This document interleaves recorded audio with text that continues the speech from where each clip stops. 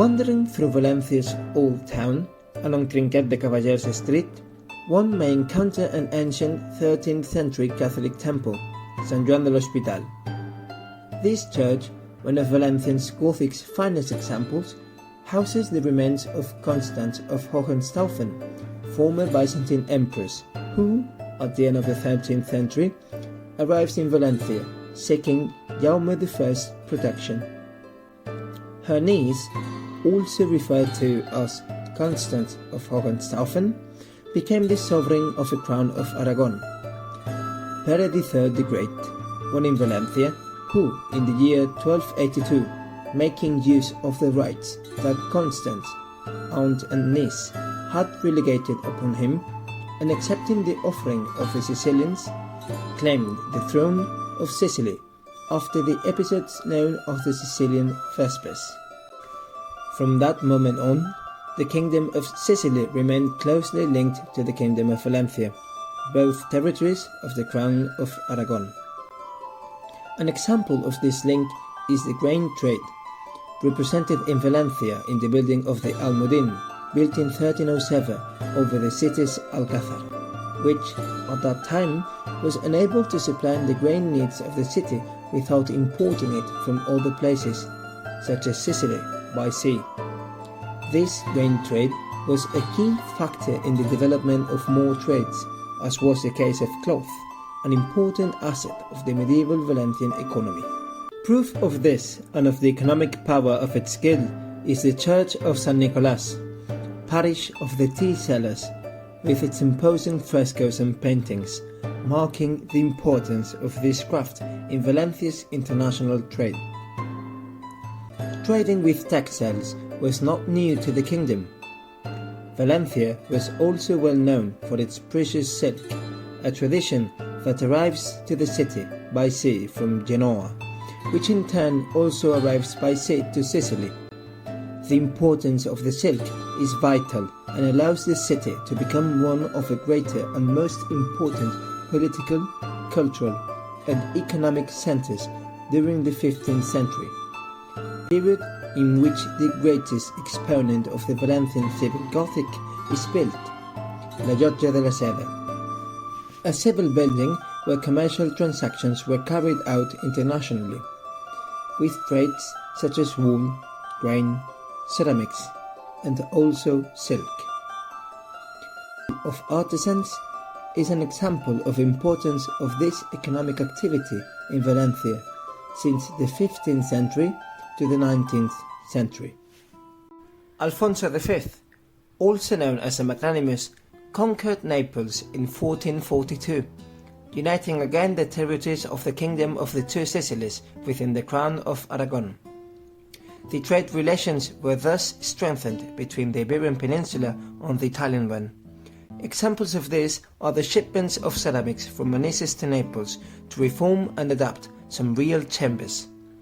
It is clear that we are at a point in history in which the Crown of Aragon, and in particular the Kingdom of Valencia, are experiencing a great economic expansion that would allow for a cultural and artistic development of major importance.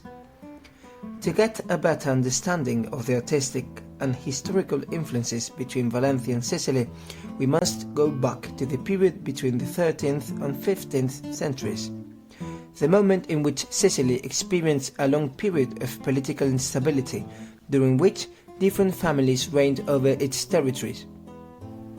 During this period, large artistic creations were collected, poorly valued in the rest of the peninsula. Under the domination of Henry VI, and especially Frederick II, during the 13th century, a boom in the construction of fortified buildings took place, following the Central European style, the Gothic. From this period are the castles of Syracuse, Castello Maniace, of Catania, Castello Ursino, and of Augusta. After the domination of Sicily, Catalan Gothic art found its way to the island due to the Aragonese crown, which became, in the 13th century, one of the major powers in the Mediterranean Sea. This art was characterized by being a relatively sober Gothic, with thin figures, a sense of proportions, and amplitude of the forms, and wide stained glass windows, opened on smooth facades. To this period belong the palaces of Santo Stefano and Corvaggia in Taormina, the portal of the Palermo Cathedral, and the Bellomo Palace in Syracuse. Moreover, the Valentine Gothic appeared between the 13th and 15th centuries and has special features influenced by the Roman past of the city, as well as by the construction techniques of the Mediterranean cultures. Some examples can be pointed out. First, the Towers of Serrano, where we find details in the central part. It is also necessary to name La Llotja de la Seda, the Cathedral of Santa Maria, the Micalet, or the Palace of La Generalitat. We know that the first works of the Royal Palace of Valencia were inspired by the Royal Palace of Palermo and the Maniace Castle in Syracuse. The Royal Palace of Palermo, now the headquarters of the ARS, is the oldest in Europe. The Maniace Castle takes its name from the general Byzantine Giorgio Maniace, who reconquered the city from the Arabs in 1038. The Royal Palace of Valencia was the residence of many royal families in the region between the 11th and 19th centuries. Unfortunately, it was destroyed in the early 19th century in the Napoleonic invasion of the peninsula. An outstanding artistic figure of this time is Antonello da Messina, whose painting stands out for the use of Flemish style and oil technique. He studied in Naples, a city that greatly influenced his art. The work St. Jerome in his study dates from 1474, an oil on a panel. The creation of a background recalls the proscenium of a Catalan Gothic style space.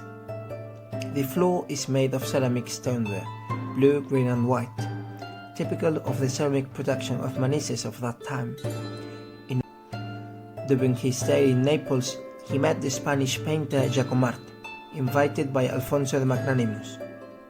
Jacomart was the main exponent of 15th century Catalan painting, assimilating the technique of the Flemish painters, with a predilection for gold, the intense spirituality, and Italian architectural motifs.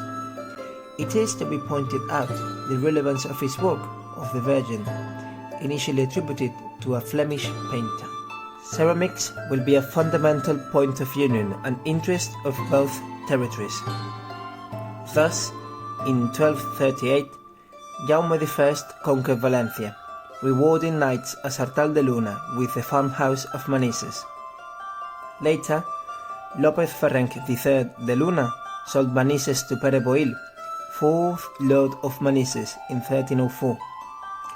Everything points to being him the one who introduced the technique of the metallic reflection to the Kingdom of Valencia, since he was the ambassador of the Crown of Aragon in the Muslim territory of the Kingdom of Granada in 1309. There, he discovered the beautiful pieces made using this technique that the Muslims' artisans were experts in, later bringing some of them to his lordship of Manises. This pottery is a type of decoration that requires a third firing on the already glazed piece. After a period of crisis caused by the Castilian-Aragonese War, the Boil family was essential for the recovery of Manises. During the 14th, 15th and 16th centuries, the pottery of Manises experienced maximum splendor.